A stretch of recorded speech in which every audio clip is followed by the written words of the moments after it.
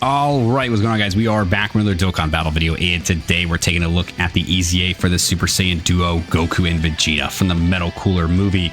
Now, these boys did EZA alongside Metal Cooler, so they are going to be the super side to the extreme side that Metal Cooler was. So we're going to run them on Beast Gohan's team. We're going to see how well they perform with their EZA. They got a lot of good details here, especially once they get into that morale boosted state, which is definitely what we want to try to get them to in this video, because that is where they're going to shine a little bit more. So let's go ahead and let's jump into an event and let's see how well these boys perform.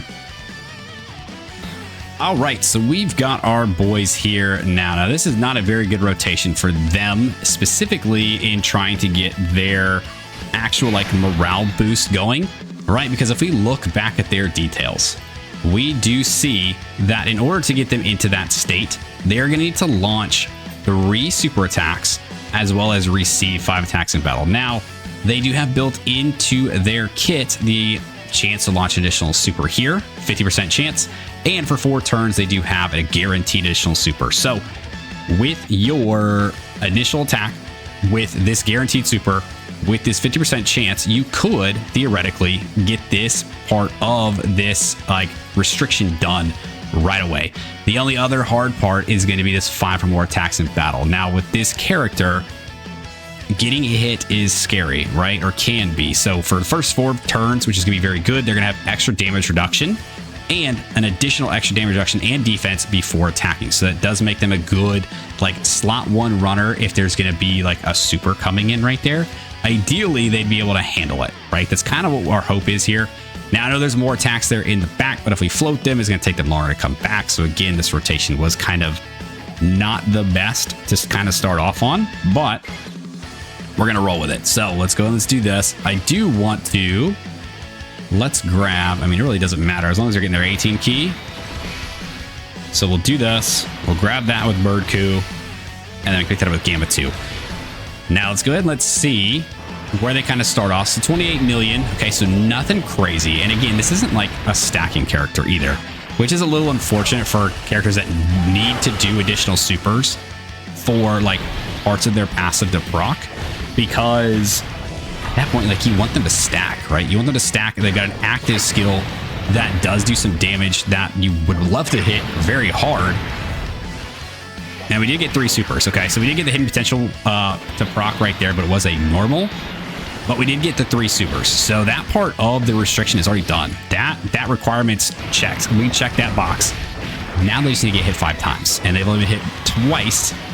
So we still have 3 more hits that we need to do on them in order to get them into that morale boosted state. Now, a lot of the fights now hit very, very hard, right? So that's going to be the scary part about trying to make sure they do get hit, is the fact that you have to put them in harm's way in order to make them better, which for a character nowadays is not a fun place to be when you're trying to win some of these harder events, right? So we'll go through the next turn. We'll come back on their next turn, and we'll try to see, hopefully, the attack lineup is a little bit better, and maybe we can get that last few 3 attacks in on them to be able to then go right into their morale boost state on their 3rd turn by the time all their additional stuff times out, right? Okay, so now we're here on their 2nd turn, and there are a lot more attacks lined up there in the beginning, which is going to be good for us here. So with them, right, they do have that additional damage reduction before attacking, so that's definitely going to help us out here if there is going to be a super up front. So they're basically 90% damage reduction before attacking. After they attack, they drop back down to 70%. So we want to make sure that they are being able to get those hits in before they start getting hit after that damage reduction goes away, right? So, all right, we're getting supered right away. Let's go and see how much they take with 90% damage reduction. Still 197k, which is crazy, but they also don't have guard. So that is another weird thing for this character. You got a character who wants to get hit. Yeah, great, you gave them much of damage reduction in the beginning, which is good, right? And I'm not going to say it's bad. That is a good thing. But you don't give them guard? They could still die from a lot of these heavy hitting attacks. A lot of the events nowadays with some of these bosses, will absolutely destroy you. Turn 1, phase 1, frame 1, if you like don't have all these extra like built-in defenses. So one of the biggest things these guys is I know they need to be hit. I know they want to be hit. But I mean, throwing some dodge on them is actually probably a really good thing. It's probably a very good thing. I would definitely kind of lean towards that, right? Help out their additional side with getting those additional supers that they do need. But I would also kind of lean into that defensive side of some dodge. It would probably save their life at some point, right?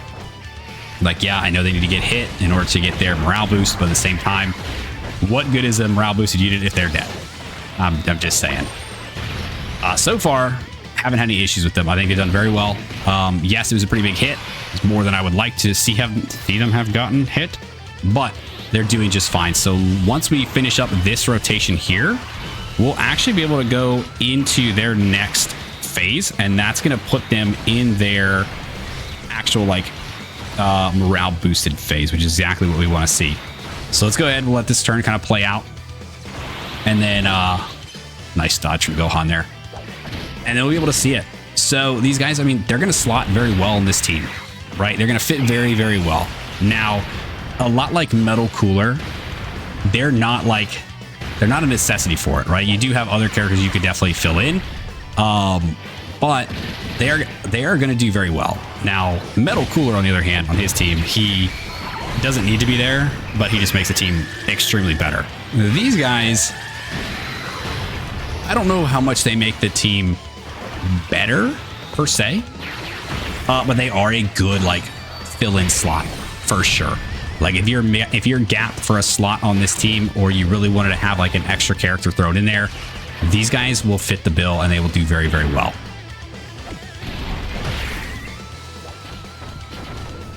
All right, yeah, go ahead and counter Beast Gohan. Hit him with a bop. Got him. All right, so once Gamma 2 is done attacking, once he dodges everything, Gamma 2, I'm telling you right now, you're going to dodge everything. We will immediately go into the animation for the morale boost for the Super Saiyan duo. Guess we've got no choice but to try. I can't feel my legs. Vegeta, can you still fight? What kind of question is that?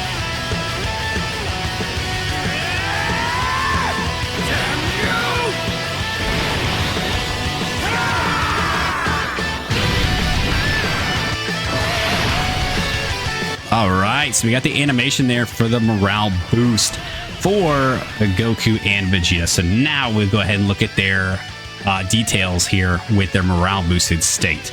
So with this extra 5 key, 300% attack and defense, base 70% damage reduction, 2 key per type key sphere obtained, and that guaranteed super still stays.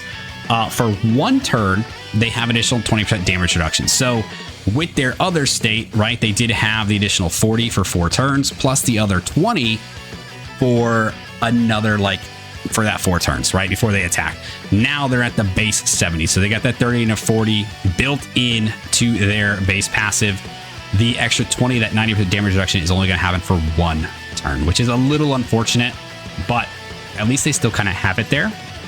So they would still be good, like, in slot 1 for, like, 1 more turn. Right, again, they just don't have the guard, but they've got more defense. They've got the damage reduction. They should still be fine if you threw them up there in slot 1. Let's see. When attacking with 18 or more key, they're going to get attack up by 150%. A high chance to perform a crit. So they're going to have 50% chance to crit. So you really don't need to throw any crit more on this character. Then receiving an attack at 18 or more key, they're going to get another 150% defense.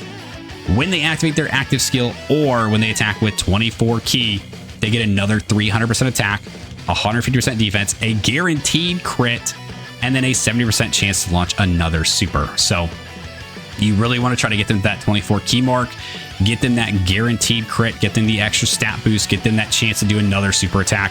It's going to be huge. Now, starting from their next attacking turn, their attack's going to go up by 500% temporarily if facing only 1 enemy when attacking. Now, I don't believe this procs now. I think this is next turn, right? Because now that they're in this state, now this passive procs, saying starting from the next turn to be able to do this. And I think that's really just because the condition here for the active. So with their active skill, right, can be activated facing one enemy starting from the next attacking turn, is the exact same pretty much wording here starting from the next attacking turn as this passive. So next turn, we will have their active.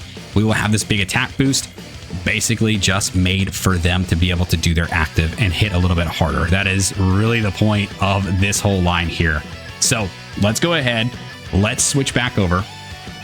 And what we're going to do is very risky, but what we're going to do is we're going to float Birdcoo off, and we're going to keep these guys up in slot 1 because I want to take advantage of that 90% damage reduction, and I want to see if they actually hold out very well with that extra boosted stats against a character that's been boosted in his attack, right? So let's do this. We got our 24 key, and we're good to go there. Then we can just grab those and do this, and let's see if our boys can survive. Okay, they didn't get supered first, which is good. 52 million is what we jumped up to now for this turn. So we went from, what, a 28, 29. I think we had a 30 something in their base state. And now they're starting off with 50 million. So again, not crazy numbers compared to things we've seen before. But with the amount of additional supers these guys can do, we're seeing these numbers, right? We're seeing 50, we're seeing 30. We could see another 30. I mean, honestly, like, they're not bad. They are not bad at all. And again, a very good fill-in for this team if you really seem to like just need one, right? So we will let this kind of go. We're going to finish this phase here. We'll go into the next phase, and we will then come around on their next turn to be able to use their active and see how much damage we can do with that. Okay, now we've come into their next attacking turn. So as we can see, they do have their active available to us now. So when we look back over here again at their details, we've lost this 1 turn of damage reduction. So putting them up in slot 1, not going to be the move. That's not how you want to play these guys now. It's going to be a little scary if you decide to do that. They might get hit. They might die. Again, they've got the 70% damage reduction, which is good, but no guard, no nothing else to them. So you got to be very weary about when you come into this next phase here, starting from this turn. They're not going to have that 90% damage reduction. Now, that is supposed to be a little bit more offset with their active, because now you're able to do this, where you're going to cause ultimate damage to the enemy and stun for 1 turn. Now, we're fighting an enemy you can't stun. Most of these harder enemies, you cannot stun. So this would be a very good follow-up to losing your damage reduction.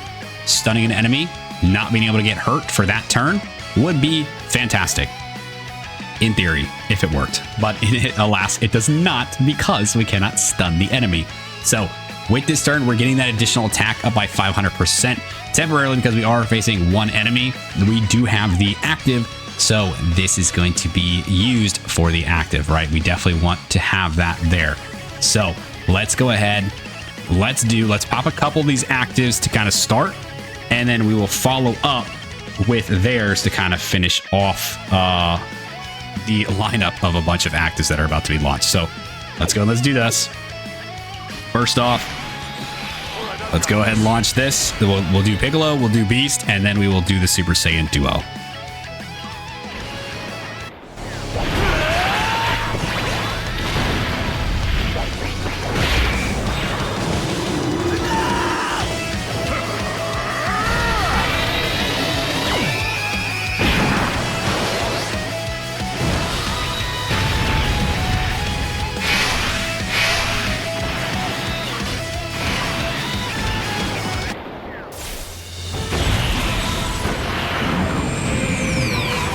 Right here. Special Beam Cannon!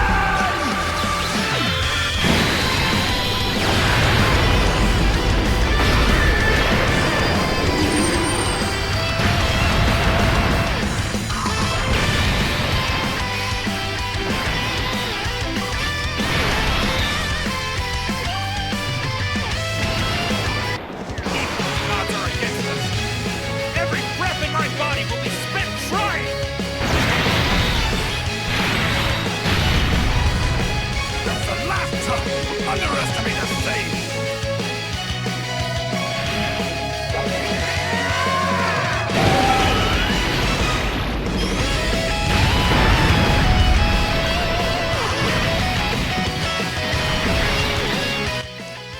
Okay, 49 million, not crazy, right? We've seen a lot of actives do a lot more damage than that. So to be fair, it's not a very crazy number. And I think we all recognize that. But now they should be very good this turn. So let's go ahead and let's run it like this. We'll put Beast up front. Hopefully he can survive because his Goku does now have some crit chance. So it's going to be very scary. But we do have the KO survive mechanic up because of Beast Gohan's active. So ideally, I would like us to be able to make it to let the Super Saiyan Duo attack. We'll see if Beast ends up killing this dude first, or if he kills us. I don't know. We'll see. Either way, we've seen pretty much everything we need from the... Okay, he didn't crit on his super, which is very, very important there. We've seen everything from the Super Saiyan Duo. I mean, this is their big turn. So, I honestly, I have no qualms with them. I don't think they're bad. I think a lot of people, they're probably, I'd say of the batch of EZAs, they're probably the lower of the bunch. But I don't think that they're bad whatsoever. So let's go and let's see their turn here right now. Let's do it. All right, Gohan. Yeah, I mean, 54 million. So, I mean, nothing super crazy. But again, they do have the chance to launch a bunch of additional supers here, which is going to be a big factor. We've got guaranteed crits, which is great. So, honestly, they're a good character. They're a good fit on the team. I just don't think they're not overpowered in any sort of way, which I think a lot of people were really hoping for. I was hoping to see a little bit more coming out of them. But all in all, in the end, they're still a phenomenal unit. They absolutely are.